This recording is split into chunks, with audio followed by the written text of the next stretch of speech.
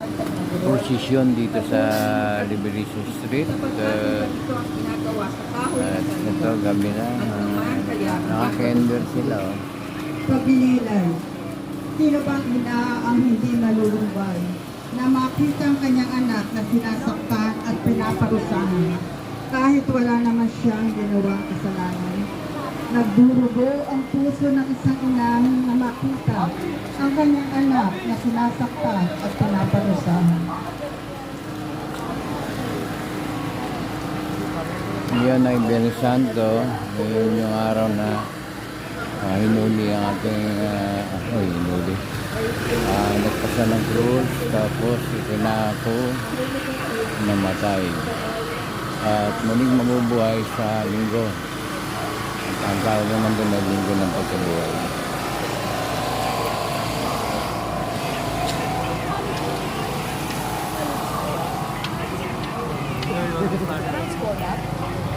Nakakapagod yung ganito.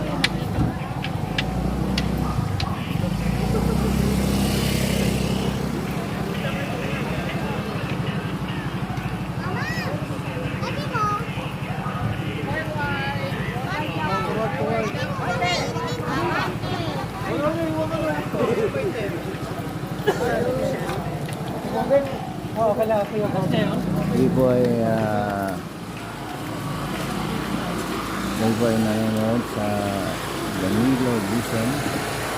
Sa Danilo Dizon TV. Maraming salamat po sa inyo na nanonood.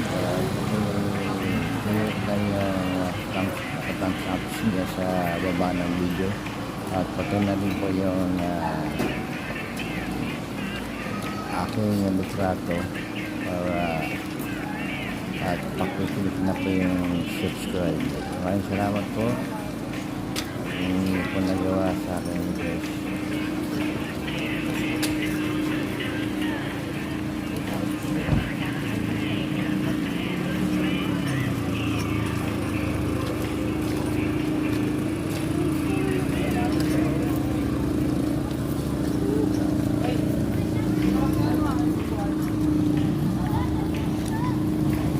Thank you for watching.